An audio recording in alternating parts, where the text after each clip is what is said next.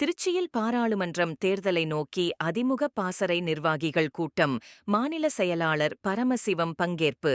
அதிமுக திருச்சி மாநகர், மாவட்டக் கழக இளைஞர் மற்றும் இளம் பெண்கள் பாசறை சார்பில் பாராளுமன்ற தேர்தலை எதிர்நோக்கி பாசறை ஆலோசனை கூட்டம் திருச்சியில் நடைபெற்றது.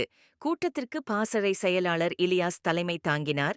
கூட்டத்தில் இளைஞர் பாசறை மாநில செயலாளர் பரமசிவம், திருச்சி மாநகர் மாவட்ட செயலாளர் சீனிவாசன், மாநில அமைப்பு செயலாளர் ரத்தினவேல், ஜெயலலிதா பேரவை மாவட்ட செயலாளர் கார்த்திகேயன் ஆகியோர் சிறப்புரை ஆற்றினர்.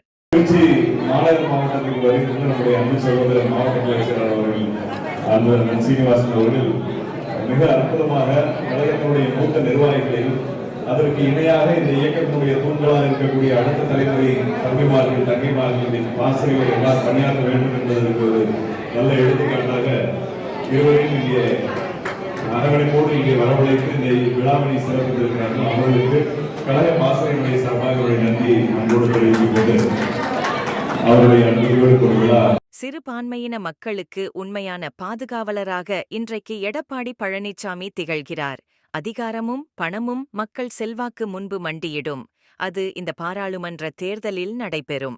தமிழக மக்களின் நலனுக்காக எடப்பாடி பழனிசாமி போராடி வருகிறார். தொண்டர்கள் விருப்பத்திற்கு ஏற்ப தன்னந்தனியாக பாராளுமன்ற தேர்தலில் களமிறங்க முடிவு செய்து வருபவர்கள் வரட்டும் என உங்களை நம்பி தேர்தல் களத்துக்கு வருகிறார். ஆகவே பாசறையில் இருக்கும் நிர்வாகிகள் திமுக அரசின் தில்லு முள்ளுகளை மக்களிடம் கொண்டு சென்று அதிமுகவின் வெற்றிக்கு பாடுபட வேண்டும் என்றார்.